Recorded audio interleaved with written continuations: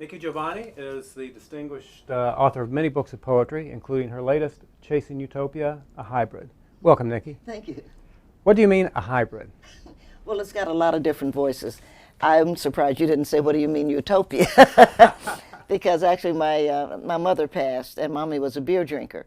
And I was being sad, and I thought, oh, I should drink a beer for the old girl. And, you know, one doesn't move on, but, you know, try to make some resolution. But I don't like beer. And I know I'm an American, I shouldn't admit things like that. And so I thought if I have to drink a beer, I should drink the best beer. So I went to my local independent bookstore and looked up, you know, what's the best beer. The #1 beer in the world is Utopia, which is, yes, it's a Sam Adams. They make it every other year, and actually they made it this year in 2013, and the next one will be 2015. So in Chasing Utopia, Utopia is $350 a pint. And so I started looking for it, but you can't pick that up in your local grocery store. Yeah. So that's what started it. And the voice that was looking for Utopia, I also, of course, I'm a poet, so I write some poetry, but in looking at Mommy and my sister and my grandmother, we all are foodies and we cook together. So there's a lot of recipes and a lot of food and a lot of memories in there. Yeah.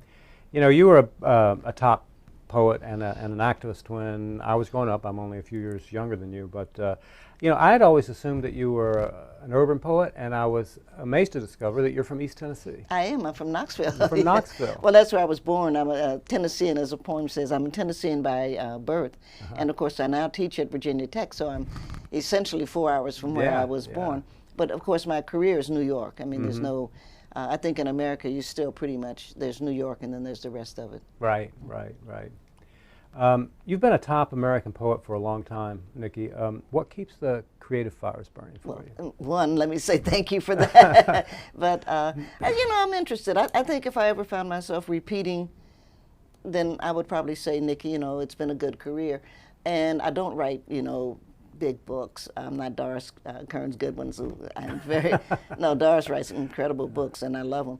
But, you know, I'm a poet, and so I write, I've always, and finish your sentence, Nikki. I guess a part of the urbanite in me always wanted something the kids could roll, you know, and put it in their pocket. So, you know, we all started off with paperbacks, you know, and it's only as we became older and I suppose established that we actually went into hardcover books, because the kids that read me would roll and stick them in their back pockets, you know, as we were growing up, which is great. It was wonderful. Well, I notice, you know, read about you quite often, that you remain engaged with popular culture. You've been a big promoter of hip hop, and I'm wondering if there's any equivalent to the Black Arts movement today. I think it's all a step. You know, if you go back to, for example, Langston Hughes, who was the grandfather of us all, and you have to kind of, you know, okay, Langston is Busboys and Poets, which is a bookstore, as you know, independent bookstore in Washington, D.C. So Langston is going to put his poem on a plate, and Vasher Lindsay is going to read it, and that's going to do that. And out of that, we're going to get a couple of things. We're going to get Black Arts, but mostly, too, we're going to get the beat generation, because they, too, found there had to be other ways of doing things. So the Village became prominent. In all fairness to everybody, of course, so many of those people were Chicagoans, but Chicago is such a different city. Chicago doesn't have any middle. I mean, there's no place you can go. You can't, you know, you can come here to Miami, say, okay, I'm going to go to Coral Gables and I'll find the poets. You can go to the Village, you know. There's no equivalency. And so Chicagoans tend to migrate out. So Langston Hughes, I think, stands historically between Black Arts and the beats, and the thing that we all had in common was take your poetry to the people. Nikki, I went to the Key West Literary Seminar in 1993, which was on Elizabeth Bishop. And all the poets there were making this grim joke about how only poets read poetry in America. Since then, it seems to me there's been an explosion of interest in poetry, and a huge audience for it. Do you agree with that? That there's an explosion? Yeah. Oh, absolutely. Well, and anytime there's a tragedy, and of course, the tragedy that everybody remembers now is 9/11. And at 9/11, poems were posted all over. I mean, that's exactly what people turned to.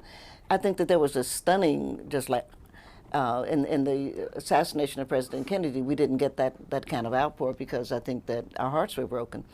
It's not that our hearts weren't broken at 9/11, but at 9/11 we were articulating But also, we'd had the rise of hip-hop and spoken word culture, Certainly. which must be a good thing for poetry. Well, the urban, you know, what's his name? W.H. Auden, who I thought was an unpleasant man. He was. But Auden used to always say there are no urban poets because he was being snobbish. And of course, he had a nerve living in the village. What does he think he's surrounded with? But the kids took up poetry because poetry is going to be the quick way to make sense. I think that Facebook owes us. I think that tweeting owes us, because it was poets that begin to condense, to say this is what you can say, and you can say it very quickly. And of course, we're going to say it to a beat, because the entire if America is not about a beat, what is America about? Exactly, exactly. Ed Skellings, the late poet laureate of the state of Florida, he told me once that he believed that poetry was the major art form of the future, because digital technology was going to shrink the attention span, and poetry would be the thing that people could express themselves most clearly in. Sure. What do you think about that? Well, first of all, I think that's probably a good idea for people to think. Everything can't be shrunk. You know, I mean, there's such a thing as too much salt in the stew, and then the stew is ruined. So every now and then there's going to have to be a long thought, and there's going to have to be a thought with some depth. Substance, yeah. But I don't think that poetry is ever intended. I mean, we can go back historically, go back biblically. I don't think the nature of poetry is that, oh, every person on earth is going to love a poem. It's just not going to happen. You know, it's like garlic. It does keep the werewolves away, but some people are going to like werewolves, so they're not going to eat garlic. And I think that the push to try to make poetry something that it never was intended to be is not a good idea. I think that we have to accept the fact that poetry, not artificially limited, but is going to be, it's not a mass art. It's an art that expresses a heart at various points. There's going to be no time in the life or death of a person that a poem is not appropriate, but that doesn't mean every day. And I think that the idea of always trying to make poetry, you know, CBS or ESPN, it's just not going to work. More people are going to watch a football game than hear a poem. It's so basic. Right. And I don't think that poets should feel sorry for ourselves. You know, it's like, oh, gee, 70,000 people watched the football game, and I only had 200 people to come out for a poetry reading. That's about, hey, really good. You get 200 people out. Yeah, that's great. Yeah. That's great. Nikki, of course, you came up in the 60s, which was a time of great foment. There was the civil rights movement, the anti-war movement, and you were an activist in the black arts movement.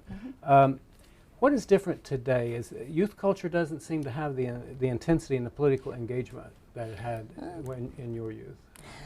They probably don't have the political engagement simply because the politics breaks your heart. We elected President Obama, and probably none of the kids that worked in that are happy because we haven't seen what has changed. We haven't seen the rewards, the societal changes that we thought were necessary. I think people look different ways. You know, I'm very proud of people like Jay-Z. You know, I don't know the young man, but I'm very proud he's a businessman. He conducts himself well. He takes care of it. I'm really happy for the athletes because, again, athletes are smart people. I just wrote ESPN, the magazine, because they did the naked issue. And they did the body issue. And I think that they should do the mental athletes. So I wrote them and said, I think you should photograph the poets naked. That's a great idea. I'm going to see if Gillian will, I'm going to see if they write me back. I know you write Starbucks, they answer. I'm going to see if they'll write me back. I think it'd be fun. Nikki, if you were sitting down to read for pleasure, what three poets would you reach for first? Oh, well, God, that's a terrible question for me because when I read for pleasure, I'm going to read first of all your fellow Floridian Edwidge Daddicott, and I've read and reread Claire, and I'll probably read it again. I mean, you talk about poetry. I mean, I know that she's a novelist, but I mean, that girl can write. Yes. And of course, right now, because I'm into my Black woman thing, I'm reading Toni Morrison's Home, and again, that's a read and reread. And the one poet that I'm totally in love with is my own student, so that's kind of nepotism of me, is Kwame Alexander. And I just love what Kwame is doing with the feeling he said, she said. I just love what he's doing with it. And so that's been a great joy and a great challenge, yeah. Okay. Nikki Giovanni, the new book is Chasing Utopia. Thank you for being with us. Oh, thank you.